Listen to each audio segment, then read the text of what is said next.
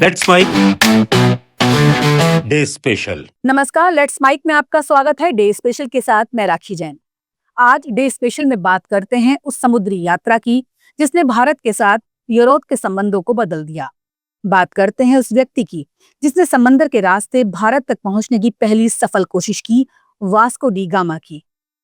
8 जुलाई 1497, यही वो ऐतिहासिक दिन था जब पुर्तगाल के नाविक वास्को डी गामा यूरोप से भारत की ओर अपनी समुद्री यात्रा पर रवाना हुए। उनके साथ 170 लोगों का दल था और 4 जहाज, जिनका उद्देश्य था एशिया तक एक नया समुद्री मार्ग ढूंढना। आज से सैकड़ों साल पहले की इस यात्रा ने न सिर्फ दो महाद्वीपों को जोड़ा, बल्कि भारत के राजनीतिक और आर्थिक भविष्य को भी गहराई से प्रभावित किया।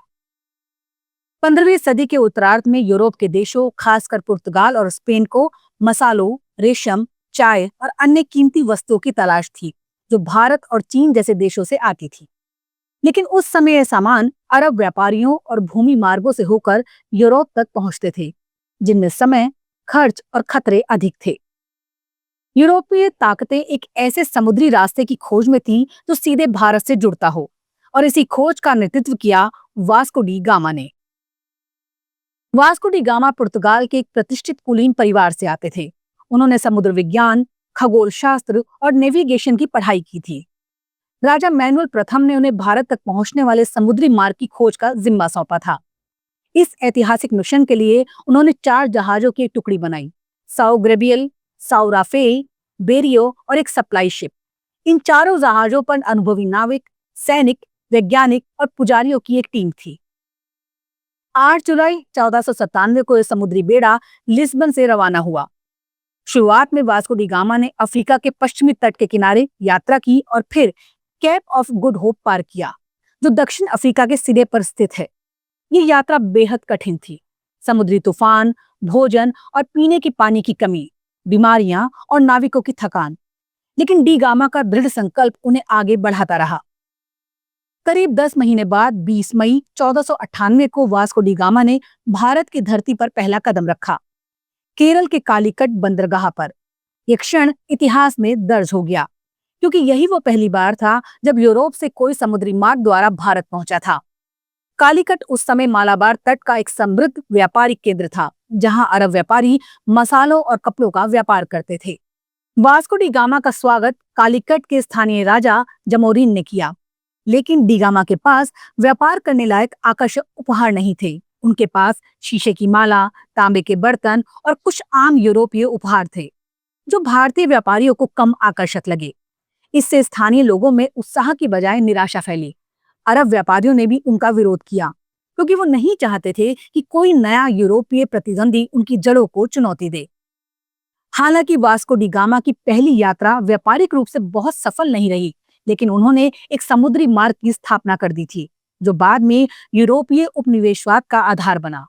वे कुछ मसाले लेकर 1499 में पुर्तगाल लौटे और वहां उनका स्वागत नायक की तरह किया गया। वास्को डी गामा की इस यात्रा के बाद यूरोपीय शक्तियों की भारत में रुचि बढ़ गई। पुर्तगाल ने जल्द ही गोवा, दमन, दीव जैसे इलाकों में अपनी पकड़ बनानी शुरू कर दी। यूरोपीय उपनिवेशवाद की नींव इस यात्रा से पड़ी, जिसने आने वाले समय में ब्रिटिश ईस्ट इंडिया कंपनी और भारत के औपनिवेशिक इतिहास की राह खोल दी। वास्को डी गामा 1502 में दोबारा भारत लौटे, इस बार एक बड़े सैन्य दल के साथ। अब वो केवल व्यापार नहीं, बल्कि सैन्य प्रभुत्व और पुर्तगाल की सत्ता स्थापित करने की मंशा से आए थे। इस बार उन्होंने समुद्र में अरब जहाजों पर हमला किया और कालीकट के तट पर सैन्य दबाव बनाया। 1524 में वो तीसरी बार भारत आए और गोवा में पुर्तगाली वायसराय बने, लेकिन इसी साल उनकी मृत्यु हो गई और उन्हें कोच्चि में दफनाया गया। बाद में उनके अवशेष पुर्तगाल ले जाए गए। वास्को डी गामा की समुद्री यात्रा न सिर्फ भौगोलिक दृष्टि से एक नई खोज थी, बल्कि व्यापार, राजनीति और संस्कृति के स्तर पर भी एक युगांतकारी घटना थी। इसके बाद समुद्री व्यापार के नए मार्ग खुले और वैश्विक स्तर पर शक्तियों का संतुलन बदला। भारत के साथ यूरोपीय संपर्क ने आने वाले 400 वर्षों तक देश की नियति को प्रभावित किया। वास्को डी गामा की यात्रा हमें सिखाती है कि एक व्यक्ति की दूरदृष्टि, साहस और वैज्ञानिक सोच इतिहास को बदल सकती है। हालांकि ये संपर्क औपनिवेशिक शोषण और सांस्कृतिक टकराव की शुरुआत भी बना, लेकिन इसने वैश्विक इतिहास में भारत की भूमिका गहराई से स्थापित हुई। भारत और यूरोप के बीच व्यापार, संस्कृति और कूटनीति की जो लहरें आज बह रही हैं, उनकी शुरुआत इसी समुद्री यात्रा से हुई थी। आज भारत दुनिया के सबसे बड़े लोकतंत्रों में से है और यूरोपीय देशों के साथ उसके आर्थिक और रणनीतिक संबंध मजबूत हैं। वास्को डी गामा की यात्रा जो 8 जुलाई 1497 को शुरू हुई थी, आज भी हमारे इतिहास और वर्तमान को जोड़ती है। वास्को डी गामा की यात्रा केवल एक भौगोलिक अभियान नहीं थी, बल्कि एक ऐसे युग की शुरुआत थी जिसमें विज्ञान, सत्ता, लालच, संस्कृति और मानव साहस एक साथ बहते नजर आते हैं।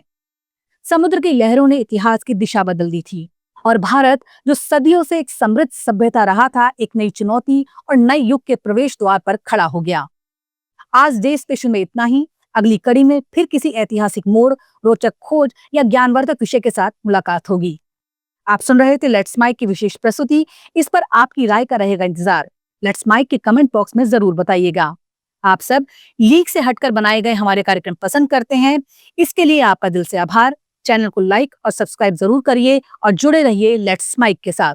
नमस्कार। आप सुन रहे थे let's mic more than radio. Follow कीजिए हमें हमारे सोशल मीडिया प्लेटफॉर्म्स पर। It's time for news. It's time for more than radio. Presenting the first radio news app, Let's Mic. Let's Mic, a news-based app on your phone where you get to watch and listen news, talk shows, interviews, radio show podcasts. On Let's Mic, you get all relevant information of TV, print, radio, podcast, and digital. Let's Mic talks about every segment of life.